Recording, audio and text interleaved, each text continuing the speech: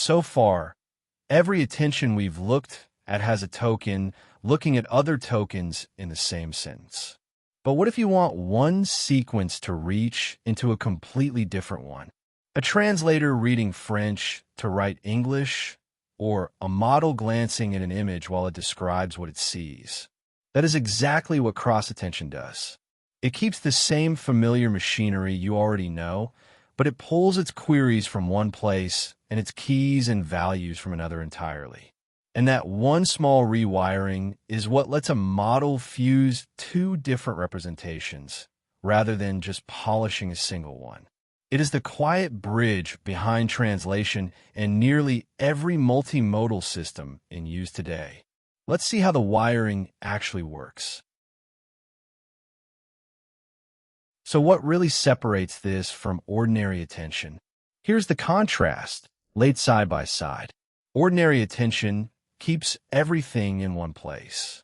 The queries, keys, and values are all drawn from the same sequence. So each token is really just looking around at its own neighbors, building a richer version of the very sentence it already belongs to. It never leaves home, and it never sees another input. This variant breaks that symmetry. The queries come from one sequence while the keys and values come from a different one. So now a token in the target can reach across and pull information out of an entirely separate source. One sequence, in effect, reads another, and the output becomes a blend of information that lives somewhere else.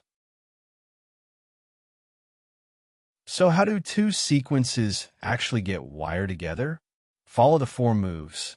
First, the queries come from the target sequence, the one being generated. Think of the decoder writing an English sentence, one word at a time. At each step, it asks a question: what do I need from the source to produce my next word right now? Next, the keys and values come from the source sequence instead, say the encoder's representation of the French input. The source advertises what it offers through its keys and carries its actual content in its values. Then each target query is scored against every source key, exactly like normal attention, measuring how relevant each source position is to the word being generated right now. Some source tokens light up strongly, others barely register at all. Finally, those scores blend the source values into each target token. The output word is now shaped by the parts of the input it cared about most, so a decoder can align its generation to the encoded source. Structurally, this layer sits inside the decoder, right between self-attention and the feed-forward network. Strip it down, and 3 ideas capture cross-attention. The queries come from one sequence.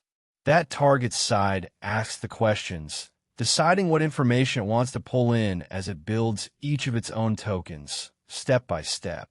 The keys and values come from another sequence entirely. That source side offers up what it contains, so the target can attend into a body of information it did not itself produce. And it acts as a general bridge between two representations. It powers encoder-decoder translation, and it is what lets text attend to image patches or a diffusion model steer its picture from a prompt, wherever systems fuse different sources or modalities. All right, let's lock in the essentials. This layer takes its queries from one sequence and its keys and values from another, letting one set of tokens draw information from a different one. It contrasts with self-attention, where query, key, and value all come from the same sequence. So here one sequence genuinely reads another. Its classic home is the encoder-decoder transformer built for translation, where a decoder attends over an encoder's output. And it is exactly the same mechanism that powers multimodal models fusing text with images, or a diffusion model steering its picture for written prompt.